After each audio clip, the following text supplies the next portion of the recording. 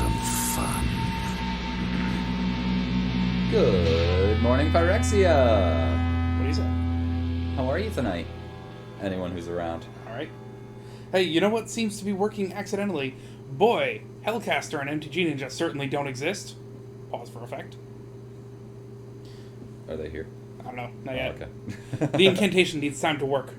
Oh, right. Okay, I that guess. makes I sense. don't know. Like rain dances. Yeah.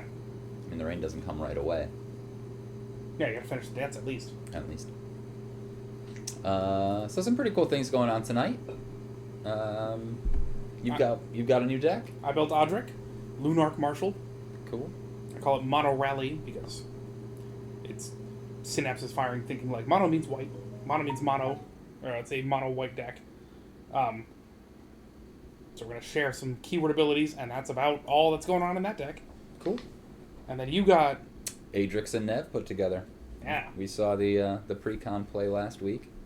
It went alright, so I brought it home, put in some actual cards into it. We'll see how it goes. So far it's done one cool thing, but mostly it's just lost. Well, you did 2 to the 32nd tokens, right? Yes. Or well, 16th. 2 to So the, I think it'd be 2 to the 12th? oh 12th. Yeah, because I had 12 guys in play. Okay. And one of them was my commander, and then I turned all my other creatures into my commander, but without legendary. And then made 4 guys. Okay. So 4 times 2 to the 12th. Okay. I think it's like 32,000.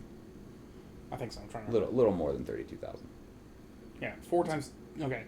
4 itself is 2 to the 2nd. So 2 to the 14th? I think that would be 16 something. But I don't know. Anyways. I like to Either way, general- a massacre worm would have done a lot of work. And that's why Chris is adding one. Oh yeah, you bought one the other night? I bought myself some cool stuff. Yeah. Bought the blue red commander because there's some cool stuff in there that I wanted. Mainly, I just wanted a guy that's got a typo on him. That's really all I really wanted. Well, Walking Atlas is common, I think. I assume. Oh yeah. I did not buy a Walking Atlas. Oh, it's, Send your Walking Atlas to... Bought another Toski though. Nice. Can't get enough of those. I'm gonna get more and then probably just build it. Yeah. Didn't you, you previously had the regular one and you bought the Celtic art? I had purchased the foil one online and then just bought the Celtic art the other one Okay. this past week. Makes sense. Because I'm a fan. He draws cards, like all your creatures just draw cards, so I figure, hey, if I'm producing a fuck ton of tokens, I'll be able to draw cards all willy-nilly. Makes sense. Does he also have the, built-in, he's indestructible when he takes damage, create a squirrel? No, he's indestructible, attacks each turn if able, and whenever a creature you control deals combat damage to an opponent, draw a card. Okay. So it's just that he's attacking each turn if able. Okay. Yep. Druid's Call, I think, is uncommon. Yeah, I would love to get in touch with the Druid's Call. If I put him together, it's not really worth it if he's just in the deck. Yeah. Yeah, but if you build Toski, yeah? Yeah, if I built Toski, for sure. For sure. Sweet. And I put cool things in that throw damage at my own creatures somehow. Yeah. Yeah, Odric is brought to us pretty much entirely by Joe and fam. They printed it off for me. I went over there and... Nice, thanks, Joe. Yeah. Appreciate that. I got there and I was like, oh, right, I can't print from a phone. And then Joe was like, lol, me neither. But thankfully, Joe's wife could. Thanks, Sarah. Wow, thanks, Sarah. And I got to try and explain, this guy, he's a Grand Abolisher. He's super cool. You basically can't do shit on my turn. Mm-hmm. And so I was like, wait, how do you even deal with that? You do it on your own turn. And it was something like, oh yeah, the question was like, Adam, why are you printing these? So I cut out the Mox Diamond and looked up the price for it and showed it to him. And he goes, oh, so what does that mean? I said, if you want to buy it from someone, that many dollars. Yeah, right. And he's like, oh. God, that's so much. It's so much money for a Mox Diamond. Yeah. So much money for a bunch of cards. Yeah. My friend Mike got in touch and told me that he had opened one pack of Kaldheim and got the foil Vorinclex. What a guy. Not the Phyrexian text, though. No, I don't think so. Okay. But he does have, he plays Pirantuthi, and, Pierce says whenever a counter is put on a permanent you control, that many +1 is put on instead. Oh, cool. And then Toothy is whenever you draw a card, he gets a +1/+1 counter. When he dies, you draw cards equal to his power. Yeah. When he leaves the battlefield, maybe? I think it's stronger than just dies. Yeah, it's true. Yeah, I was thinking about building Cody, Vociferous Codex, just because I cracked it in Strixhaven. Oh, okay. The book, you can't cast permanents. Mm-hmm. And I think the way to play that deck is Storm, but it does seem like a lot of that deck has like, or a lot of decks I see online have like a couple of tactics. One is, cast your 1,000-Year Storm, I think, and then work with that. And then get your Cody out and do that. Or you do a lot of like cycling and Living End or something. Oh, all right. Yeah, and then you just like reanimate out of your graveyard. Yeah. That makes a lot of sense. That's pretty cool. Yeah. But it's also like, if I have a bunch of if I'm looking at a deck online and it's like, all of these are creatures with cycling, then that I'm cycling looking for something. And I'm like, and then I cast this spell, and you go, sweet Living End, counterspell.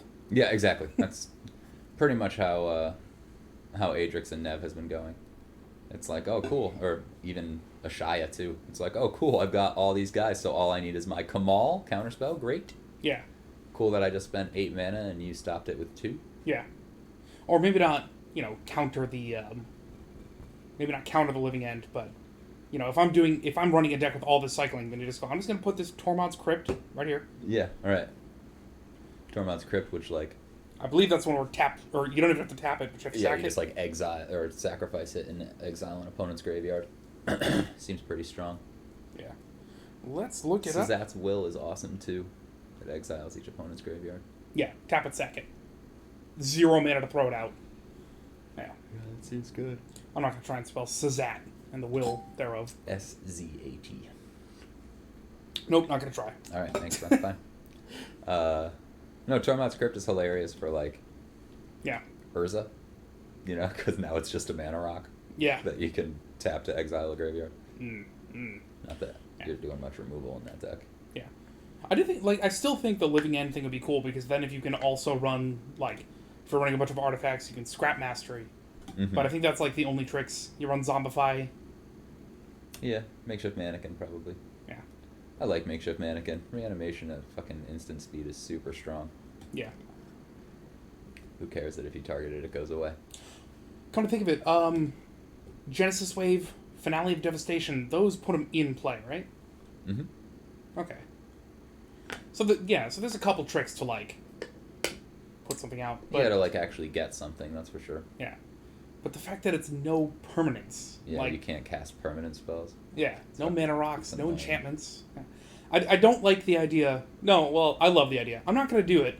The idea of a commander who you want to remove and then set up your thing. Yeah, right. Yeah, man, I've got all these cool things to make. Unfortunately, my commander's on the battlefield. Yeah. Bummer. Yeah.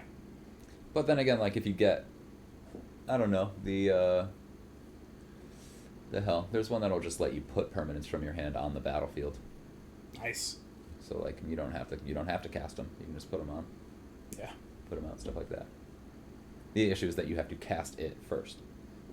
So a sneak attack, you don't need to cast anything. You just need to have sneak attack on the battlefield. That's true. Yeah. And then what do you got, Release of the Winds or something? I can Release of the Winds my own commander. Oh yeah, and then just cast it for free. Yeah. That's pretty cool. I like that. Release of the Winds is one of my favorite cards. Yeah. I love the way that it works with a Draining Whelk or Mystic Snake. Free counterspell. Yeah. Just, here, I'm just going to wind up this counterspell. As opposed to, I'm going to foretell something. Yeah, I wonder what it is. Yeah, and it'll be the only card in my deck to If it's a foretell. permanent, I definitely can't cast it. Yeah. Yeah. I think that's kind of an issue I have with Foretell and Morph. There's so few cards that use it. Yeah, right, exactly. Well, what is this Morph creature? I bet you it's one that when it turns face up, you get 4 1/1 guys. Yeah. Yeah. Yeah, it's if I have any idea what your deck does, then I bet I know what the Morph one is. Yeah, if we had a vast knowledge of cards, we could probably figure it out based on context clues. Yeah. Well, I mean, okay, what's the Morph card that, returns a spell or permanent when it's unmorphed? I don't know the name of it. Okay, but you know what I'm talking about. I know it exists, yeah. Yeah. So, if I'm playing, I'm guessing blue, then that's probably what I'm running.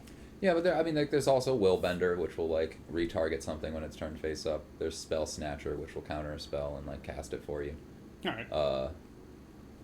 It's based on, like, what commander are you running? Because, again, Adrix and Nev, I double my amount of tokens. Yeah. There's pretty much only the one morph guy that makes tokens. Exactly, yeah. But again, if you were playing Animar, and Animar makes your guys cost one less to cast, you'd morph all day long. Because they all cost free. One less? What, don't you... One less to cast for each +1/+1 counter on him. Oh, okay. And every time you cast a creature, he gets a +1/+1 counter. Oh, yeah. And when you play face down, that's a creature. Black and white. Exactly. Awesome. So you're just like, these guys, all face down. And then you can unmorph them at your will. Mm. Without using the stack, because morph is ridiculous. Yeah, I think unmorphing doesn't use the stack. Right. But don't you have... But isn't, like, you have to pay 3 to do it? Mm-hmm. Okay. Yeah, so, like... Well, yeah. Again, you have to cast it face down. Yeah. But once it's face down, it doesn't use the stack to unmorph, I guess. Yeah, so it's not like the morphed, like the other side of the back of it. Right. It's not like it says 3 unmorph or whatever. Right. Okay. Yeah, it has unmorph 3. Okay. Yeah, that's weird and interesting. Animar's a pain in the ass. He's got protection from black and white on him, so it sucks. Yeah, black and white. 8.5 tails, and Yawgmoth have a real issue with that deck. Yeah. Man, I was looking at my map, and the skeleton hand has like a ring with 3 spikes on it. Mm-hmm. And I'm trying to find what ring is that, because I swear that's familiar. It is not Ring of 3 Wishes. So I'm looking through all of Magic cards for Ring of whatever, for just Ring. And because searching is hard, apparently, or no, because we don't want searching to be hard, it's hard. So I had to search for Ring and found, like, Bringer of the color Dawn. Yeah, right. Dude, the black one, just Vampiric Tutor every beginning of your upkeep? Yeah. If you want, you don't even have to. Good God! You just can't run it in a mono black deck. Has to be 5 colors. That's fine. I'll do that. I'm thinking about this Cody over here. Yeah, that's true. Yeah. And the green one is trash. You get a beast. Always. It's either trash or banned. Yeah.